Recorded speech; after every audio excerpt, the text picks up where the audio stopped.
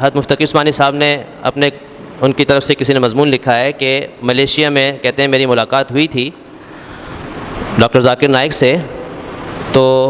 اس پر انہوں نے کہا کہ میں نے پہلے تو ان کی حوصلہ افزائی کی کہ ماشاءاللہ آپ جو دین کا کام کر رہے ہیں اس سے واقعی امت کو بہت بڑا فائدہ ہوا ہے۔ تقابل ادیان یعنی دینوں کا آپس میں تقابل کروانا اور اس کے ذریعے سے اس کے بعد پھر یہ ثابت کرنا کہ اسلام دین حق ہے۔ تو فرمائے کہ واقعی اس میں آپ کی جتنی محنت ہے اتنی کسی اور کی محنت نہیں ہے، اور آپ کی جتنی اس میں ریسرچ ہے کسی اور کی اتنی ریسرچ نہیں ہے، اور اس کا فائدہ لوگوں نے دیکھا کہ بہت سارے غیر مسلمان ہوئے جب ان کو یہ پتہ چلا کہ بھئی ہندو مذہب کے اندر فلاں فلاں خرابی ہے اور عیسائیت میں فلاں فلاں خرابی ہے، تو انہوں نے بھی تسلیم کیا کہ واقعی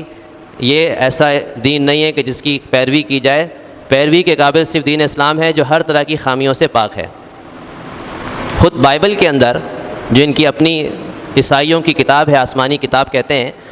اس کے اندر بھی بہت سے تضاد ہیں۔ تضاد کا مطلب کہ ایک جگہ ایک بات لکھی ہے، دوسری جگہ اس کے بالکل مخالف بات لکھی ہے۔ چنانچہ مفتقی عثمانی صاحب کی کتاب ہے، اس کا نام ہے بائبل کیا ہے، اس میں انہوں نے اس طرح کی بہت ساری چیزوں کو جمع کیا ہے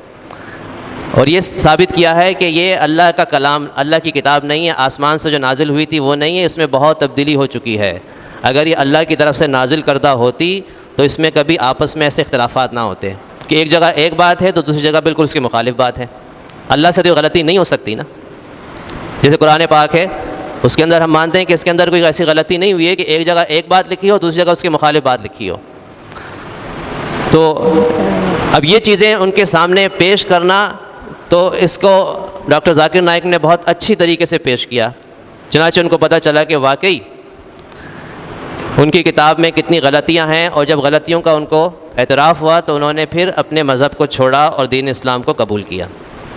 اور یہ ایسی بات نہیں ہے کہ جو چھپی بھی وہ ہر آدمی جانتا ہے، میڈیا کا زمانہ ہے، ہر چیز سامنے موجود ہے اور اس میں کوئی چیز مخفی نہیں ہے۔ تو ایک تو ان کی حوصلہ افزائی اس لحاظ سے کی، پھر اس کے بعد کہا کہ میں نے ان سے کہا کہ دیکھیں ہر آدمی کا ایک میدان ہوتا ہے، تو وہ آدمی اپنے میدان میں کام کرے تو بہت فائدہ ہوتا ہے، لیکن اگر وہ اس کا میدان نہ ہو اس میں وہ کام کرے تو نقصان ہوتا ہے۔